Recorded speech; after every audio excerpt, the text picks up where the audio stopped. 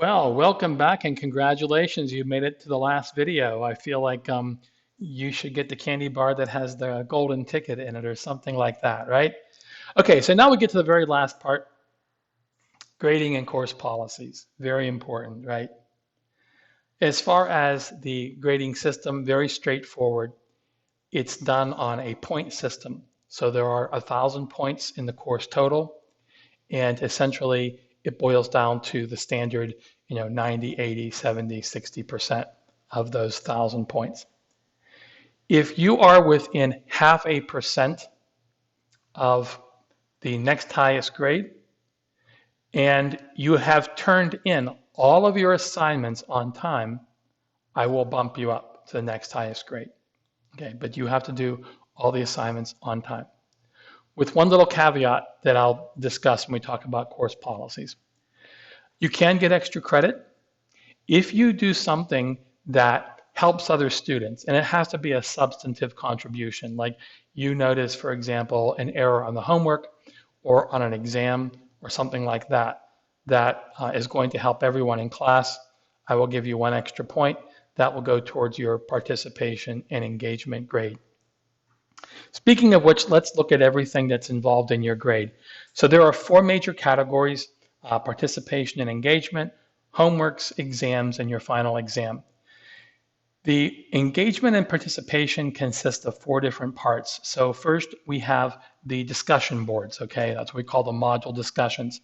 There are 10 discussion boards. I'll drop the lowest 3. Each is worth 4 points. So you have 28 points total for the discussion boards. And like I said, they're kind of low stakes, okay? I'm not going to be really critical in how I grade them. I simply want to see that you're really making a good faith effort, you're actually thinking, and you're making substantive contributions, okay? The reading quizzes, those are going to be inside of the summary videos that are the equivalent of our class lecture. We're going to have 9 of those total. I'll drop the lowest 3 at 10 points apiece. There's 70 points total for those reading quizzes.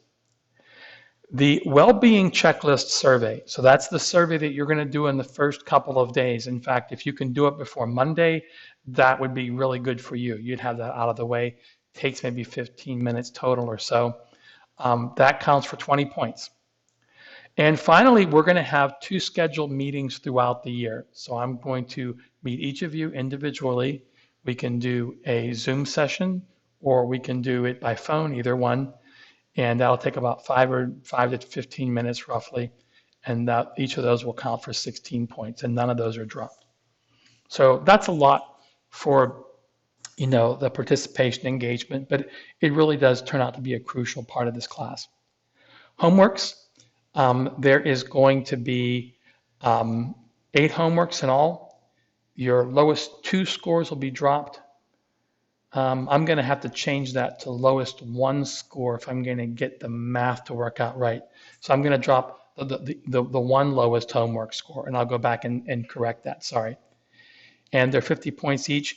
Usually the homework is roughly around 20 to 25 questions, and you can usually budget somewhere around the vicinity of 1 hour to complete, depending on how well you know the material. If you know it really well, you're usually looking at like half hour. You can go pretty quick. If you don't, it can take an hour. Exams, those will be similar to the homework. So all of the homework is online via MyLab and Mastery. The exams will be the same way. They'll be set up just like the homeworks. Exam 1 will cover chapters 1 through 3. Exam 2 will cover 4 through 6. Exam 3, 7 through 9. Each of them will cover 3 chapters. It just happens that way. They're going to be open notes, open book. They will be timed, and you only have 1 attempt. 1 attempt per question and 1 attempt overall for the whole exam. So you just have 1 bullet. You have to make sure that you make it count. Finally, the final exam. So the final exam will be comprehensive. The registrar has told me they do not formally have times for the final exam. And while I could schedule it at your regular class time, since each of these sections originally had a definite class time, some people have told me that their classes are overlapping now because of the way that they're being rescheduled for their classes. So rather than run into potential problems, what I'm going to do is just open up the final throughout the entire final exam period. So anywhere from December 5th to December 9th, you can take it. It will be timed. Usually it's an hour and a half. I guess it's going to be around that amount, okay? One thing that you should know about the final that's important is it will not be like the homeworks or the exams. It will be the same with respect to the content, okay? But the form will be different. It will be one that I make up and I post as a quote unquote Canvas quiz. It will not be given through MyLab and Mastery. And generally what it will consist of is 2 hypothetical scenarios. Those scenarios most likely, and I haven't written the final, so I don't know yet, but I'm intending to write those finals so that those 2 hypothetical scenarios come from the discussion board problems that we talk about. So you want to pay attention to the discussion board. It's going to be important. All right. Finally, policies. You are responsible for class announcements. There are some people that do not check their class announcements, okay? The Canvas announcements are important. If I try very hard not to inundate you with too much information or too many posts. So if I send you out something, it's important and you should read it.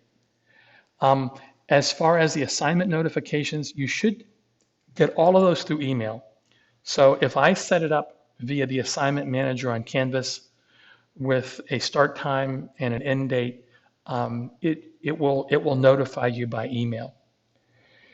As far as extensions, I will allow people 2 extensions on the reading quizzes and the homework and 1 extension on an exam. You have to notify me to get the extension, and you have to notify me before the due date. That's important. Usually extensions are 2 days long, unless there is some compelling reason why you need it longer. And these things work themselves out. You know, they resolve themselves. It's not going to be an issue. I will keep a Google Sheets page on our Canvas course homepage, and that way you can keep track of how many extensions you have and how many bullets you have left. If you're going to have an extended absence, so there may be the case, hopefully it won't happen, but someone may either come down with COVID-19 or you may be in quarantine or something like that. In those cases, you really want to notify me. I'm more than happy to work with you. You know, you can get the work done, trust me. But again, you know, you have to get out in front of it. I don't know what the regulations are going to be for the university regarding COVID. Generally, in these sorts of situations, when an instructor is being asked to extend some sort of change in a policy to one student that's not being done for all the students, usually there has to be some sort of involvement of the Dean of Student Affairs.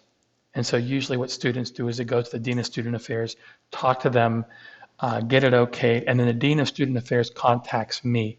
And I will probably come back and contact you just to find out the specifics, what you need, how long we need to plan things for, how we will set things up in such a way that, you know, you can deal with whatever you're dealing with, but you also won't get behind. And again, I can't emphasize this enough. If anything comes up for any reason that's going to affect your performance in the class, your ability to make due dates, finish assignments, whatever, contact me as soon as possible. Sometimes students take the attitude, and I suppose this is from maybe what you had in high school, that I have a valid reason, so I can tell you whenever, and you have to, you know, go ahead and grant me this extension. And sometimes that's true, but sometimes it's not. And the reality is that if you get out in front of it and you contact me as soon as you know something is going on, I can help you at that point. If you come to me after the fact, so some people take this philosophy that it's easier to ask forgiveness than ask permission, that's not a good idea in this class, okay? Because there are things that I cannot do. You have to understand that we get audited by accreditation agencies like Abbott and whatnot. They do go through our course records and they ask me if I've extended, or broken any sort of course policies for a student. I have to be honest. This is my job, and I have to be able to account for it. And so we want as few gray areas as possible. There are some things I cannot do, even if you have a valid reason, if you come to me too late. So don't put yourself in that boat, okay? You have to ask anyhow. So you might as well get out and head in front of it and contact me as soon as you know. Academic integrity. So, sometimes this is an issue with people cheating in class. For the most part, I'm going to kind of assume that you guys are adults. And, I'm not going to make a big deal of this unless I think that there's a problem. I will say that I have ways. Remember, I'm a statistician, and part of my research involves fraud detection. Okay, so I mean, I know how to do these things, and I won't do them unless I feel like I'm seeing evidence of cheating. And if I do, I will. And then you don't want to be on the wrong side of that. Okay, so do your best. I can tell you for a fact, almost without fail, I've taught this course, I don't know how many times. In the 3 years I've been here at Embry-Riddle, I've probably taught this, easily 15 to 20 times, this specific class. And I can tell you it's not a weed out class.